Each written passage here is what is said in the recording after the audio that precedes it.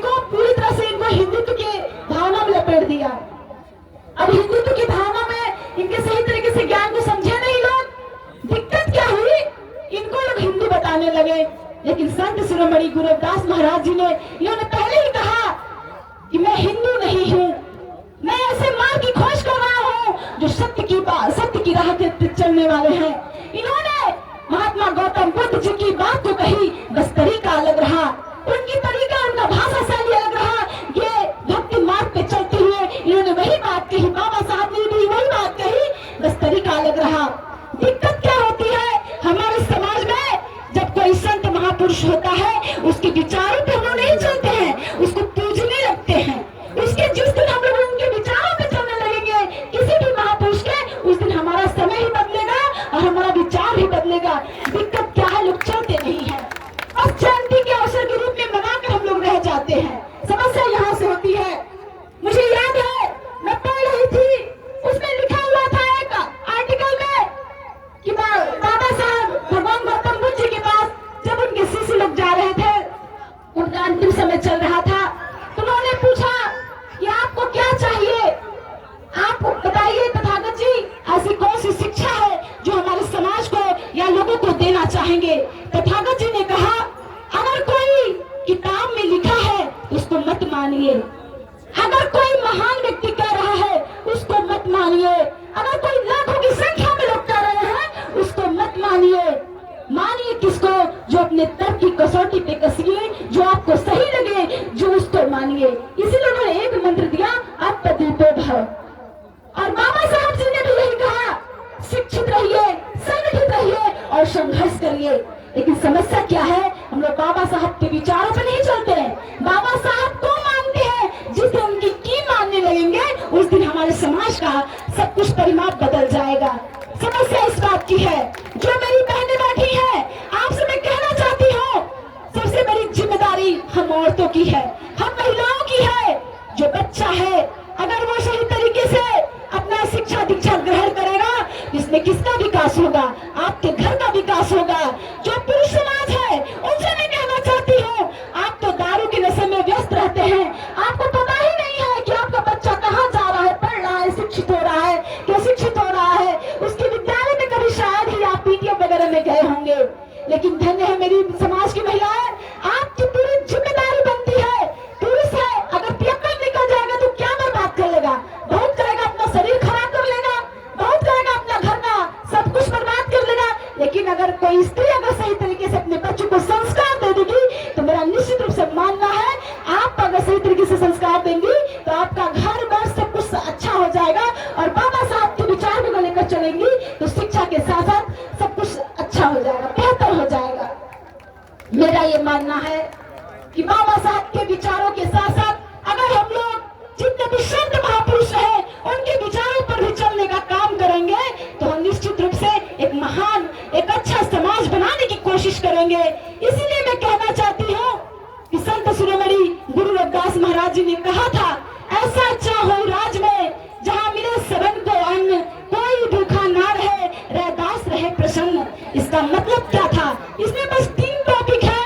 Topic यह है, अगर पूरी तरह से अगर संत शिरोमणि गुरु महाराज जी को पढ़ा जाए उसमें बस 3 चीजें निकल कर आती है। मेरा मानना है सबसे जरूरी चीज, उन्होंने जो बेगमपुरा का जो ख्यालात उत्पन्न किया था कि बेगमपुरा मतलब ऐसा राज्य हो जहाँ पे छोटे बड़े जो SC ST OBC जितने भी सभी लोग हैं आपस में मिलकर रहे, उनको भीतर जो है एकात्मता की भावना रहे, संघर्ष की बात ना हो। उन्होंने ऐसा चाहा राज। उसके साथ साथ कोई ये नहीं कि किसी का पेट भर जा रहा है तो वहीं तक रहे, वो समाज के अंतिम व्यक्ति तक उस अन्न को पहुंचाना चाहते थे कि हर व्यक्ति के अंदर ऐसा कर्म की करने की उत्पन्न हो जाए, कर्म करने का जो एक नशा होता है वो सही तरीके से एक मार्ग मिल जाए, वो ऐसा राज चाहते थे। क्योंकि कर्म नहीं ऐसा कार्य है जिसको करने से व्यक्ति ऊंचा हो जाता है और नीचा हो जाता है। इसीलिए उन्होंने कहा था, अगर कोई व्यक्ति ज्ञानी है तो सबसे पहले उसके ज्ञान की प्रतिष्ठा करिए, उसके गुण की प्रतिष्ठा करिए, उसके जात की मत करिए। जो जात के चक्कर में पड़ जाता है पूरी तरह से वो समाप्त हो जाता है। लेकिन हम लोग इस समय जो परिवेश चल रहा है आप देख रहे हैं, हमारे समाज के OBC SC ST बच्चों को क्या बनाया जा रहा है। क्या सही तरीके से ये संत रविदास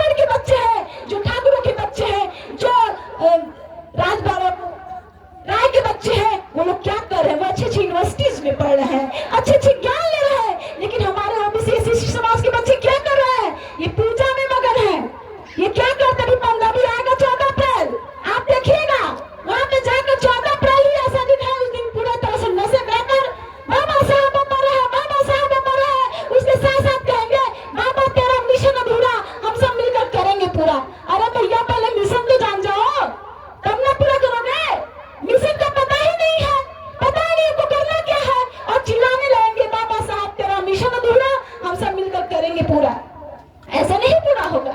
समस्या इस बात की है, सोचने की बात है मेरी माताओं बहनों, ये हमारा जो समाज, हमारे समाज का हमको सबको अपने समाज की चिंता रहती है। मैं पढ़ी लिखी व्यक्ति हूँ, मैं जहाँ जाती हूँ मुझे बहुत अच्छा लगा आदरणीय विधायक जी इतना जो चिंतन कर रहे थे, ये किसके लिए कर रहे थे? अपने लिए कर रहे थे क्या? ये हमारे समाज के लिए कर रहे थे कि हमारे समाज का कहीं दुर्व्यवहार होगा किसी तरीके का, कहीं गलत होगा इनके साथ, तो मैं कदम से कदम, कंधा से कंधा मिलाकर चलने की कोशिश करूंगा। लेकिन समस्या इस बात की है कि हमारे समाज के जितने भी बुजुर्ग लोग हैं, जो जिनके घर में बच्चे पढ़ने लिखने वाले हैं, वो बच्चों को सही तरीके से पढ़ा नहीं रहे हैं। 2020 की जो न्यू पॉलिसी आई है शिक्षा की, नई शिक्षा की, आप उसको समझ रहे हैं? इसमें हो क्या रहा है, होने वाला क्या है? 100% जो सिलेबस रहता है उसमें 40% सिलेबस ऑनलाइन हो जाएगा। आपका बच्चा जो गवर्नमेंट स्कूल में किसके बच्चे पढ़ते हैं? ओबीसी SC ST के बच्चे पढ़ते हैं, क्योंकि जो प्राइवेट के स्कूल के बच्चे हैं उनका जो फीस है बहुत ज्यादा महंगा है। अभी तो हमारी आर्थिक स्थिति सही तरीके से सुधरी नहीं, हम कैसे उसमें एडमिशन करा ले।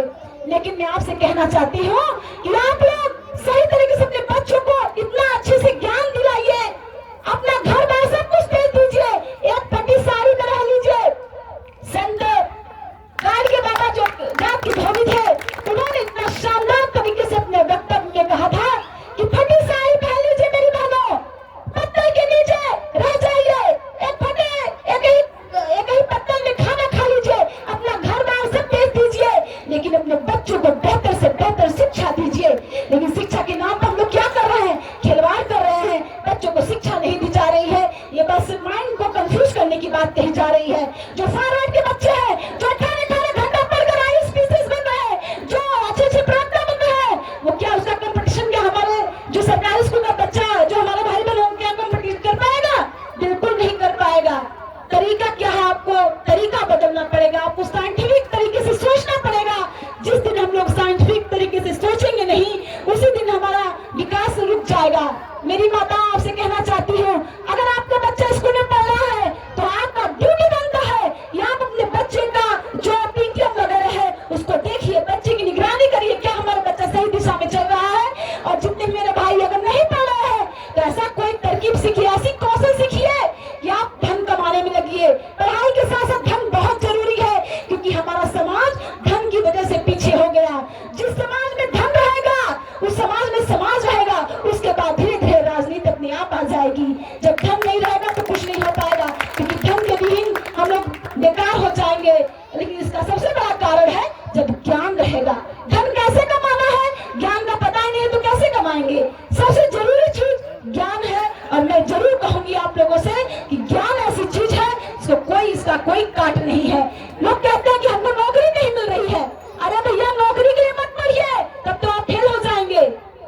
एक हमारे देश में महानायक हुए जो राष्ट्रपति भी रहे, माननीय अब्दुल कलाम साहब, जिनको हम लोग मिसाइल मैन के नाम से जानते हैं। उनकी जीवनी है विंग्स ऑफ फायर, हिंदी में है अग्नि की उड़ान। उसको आप जरूर पढ़िए, उसमें लिखा है उन्होंने कि छोटे सपने देखना महापाप है, इसीलिए आप लोग बड़े सपने देखिए।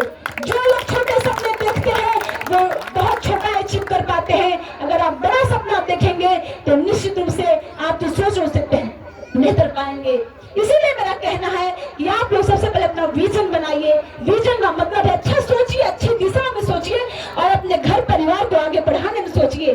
कहीं भी रहे, आप कुछ भी करें, लेकिन अपने बहन बेटियों को, अपने भाई बहनों को आप पढ़िए लिखिए, क्योंकि जो समाज पढ़ा लिखा रहेगा उससे कोई टकराएगा? कोई नहीं टकराएगा।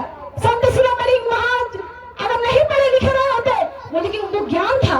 उन्हीं के गुरु भाई कबीर जी रहे, और भी आज इतना PhD हो रहा है, संत रविदास जी भी इतना PhD हो रहा है। लोग परेशान है कि अनपढ़ आदमी इतना महान बातें कैसे लिख देंगे, लेकिन वो ज्ञान था। ज्ञान, नॉलेज और एक्सपीरियंस में बहुत अंतर होता है। इसीलिए आप लोग अपने जो शिक्षा है उसको खुद को बदलने के लिए पढ़िए, ज्ञान के लिए पढ़िए। अगर नहीं पढ़ना है तो सामाजिक गुण सीखिए, अपने बच्चों को सही तरीके से संस्कार दीजिए। शिक्षा के साथ साथ संस्कार बहुत जरूरी है।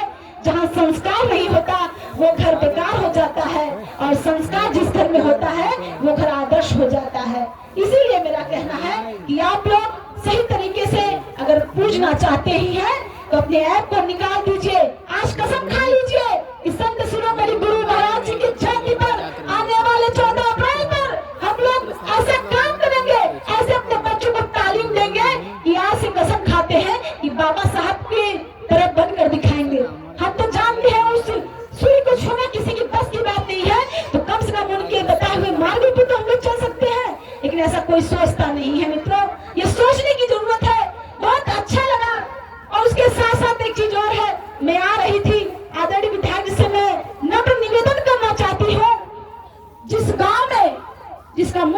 अगर सही तरीके से नहीं रहा वो गांव विकास नहीं कर पाएगा।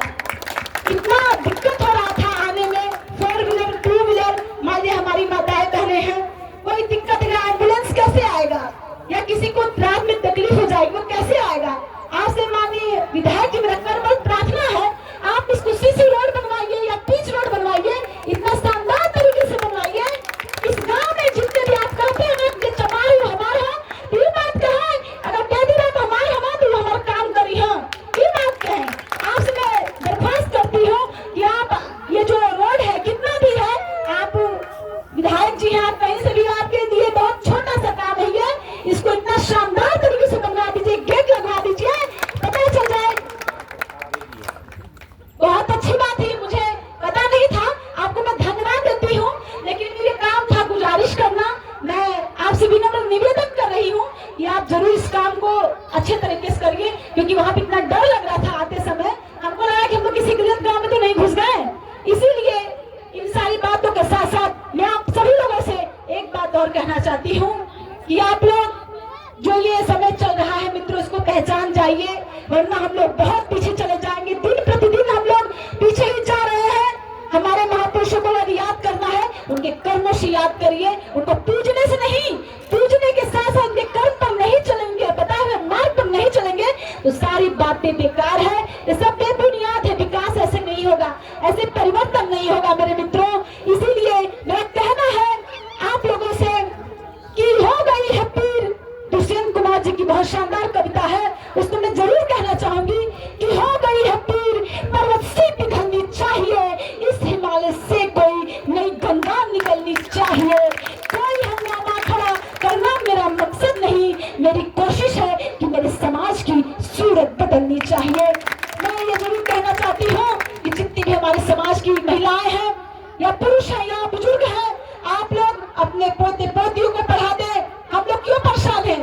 जितने भी हमारे समाज के जितने लोग, अगर कोई व्यक्ति चिंतनशील है तो अपने समाज के बारे में सबसे पहले सोचता है, अपने बारे में हर व्यक्ति सोचता है, हर व्यक्ति स्वार्थी होता है, लेकिन उसके पीछे के जो इनडायरेक्टली कारण होता है वो सोचता है कि मेरे साथ साथ अगर मेरा समाज बदल जाएगा, हम लोग शक्तिशाली हो जाएंगे, संगठित हो जाएंगे, एक नया आयाम मिल जाएगा। समस्या इस बात की है कि लोग संगठन में काम नहीं कर पाते हैं, और संगठन में काम कैसे होगा जब तक कहीं न कहीं संगठन होगा, विकास होगा, मानसिक विकास होगा। और एक चीज और कहना चाहती हूँ, चाची हो आप लोग हाथ उठाकर आज कसम खाइए कि आने वाले दिनों में इस गांव का तरक्की जरूर होगा, इस गांव का विकास जरूर होगा। अपने बच्चों को आप सही तरीके से पढ़ाइए। कितने लोग मेरे बातों से सहमत है? कृपया हाथ उठाइए, आज कसम खा लीजिए कि संत रविदास जी की जयंती पर हमको सिर्फ भाषण नहीं सुनना है, हम लोग यहाँ जो कहने आए हैं ये सब लोग जानते हैं, ऐसे कोई नई बात कोई नहीं बता रहा है। लेकिन समस्या किस बात की है कि जब तक किसी को नहीं पता चला कि आपके अंदर कमी है, अगर मैं कहीं गलत हूँ, अगर मुझे कोई नहीं बताएगा कि तुम गलत हो, मुझे पता ही नहीं चलेगा। समस्या इस बात की है, हमारे आदरणीय विधायक जी कितना शानदार तरीके से कह रहे थे, बुलंद बब्बर शेर की तरह कह रहे थे कि कोई भी काम होता है मेरे पास आए, मैं उसका काम जरूर करूंगा। जब आप जाएंगे नहीं, जब कोई काम कहेंगे नहीं तो कैसे ही करेंगे? कोई सपना तो नहीं ना आएगा। आपको अपनी समस्या को रखना पड़ेगा, और उसके साथ साथ अगर शिक्षा में भी कहीं कोई दिक्कत होता है उसको भी इनको रखिए, क्योंकि ये सत्ता पक्ष में है, आप सत्ता पक्ष में है, और सत्ता पक्ष कितना मजबूत है जिसे मुझे कुछ कहने की कोई जरूरत नहीं है। इसीलिए उसके साथ साथ आप लोग, मैं अपने समाज के नौजवान साथियों से कहना चाहती हूँ, क्योंकि आप लोग हमारे समाज की कल है। दो चीज होता है, भविष्य से लोग कोई नहीं सीखता है, जो भी हम लोग सीखे हैं सब लोग भूतकाल से सीखे हैं। अगर जो लोग व्यक्ति अपना इतिहास से सीख गया वो समाज निश्चित रूप से बड़ा बनता है, आगे बढ़ता है। इसीलिए मैं कहना चाहती हूँ आप लोगों से कि आप लोग अपने कार्यों पर ध्यान दीजिए, बाबा साहब के विचारों पर चलिए, जितने भी हमारे संत महापुरुष हमारे नायक हैं उनके विचारों पर चलिए, तभी हमारा विकास हो पाएगा। राजनीति अलग चीज है, लेकिन हमारा विकास अलग चीज है। अगर विकास नहीं हुआ तो राजनीति लोग क्या करेंगे? आपका वोट लेकर आएंगे, चले जाएंगे, उसका कोई मतलब नहीं रहेगा। लेकिन जब तक आपका विकास नहीं होगा, मानसिक रूप से विकास करिए, शारीरिक विकास करिए, आर्थिक रूप से विकास करिए, सामाजिक रूप से विकास करिए, राजनीतिक रूप से विकास करिए, तभी सही मायने में विकास है, अन्यथा कुछ नहीं है। इन्हीं सारी बातों के साथ समय ज्यादा मैंने ली, इसके लिए क्षमा चाहती हूँ, लेकिन मैं जरूर कहूंगी आप सभी लोगों से मिलकर बहुत बहुत अच्छा लगा। और मुझे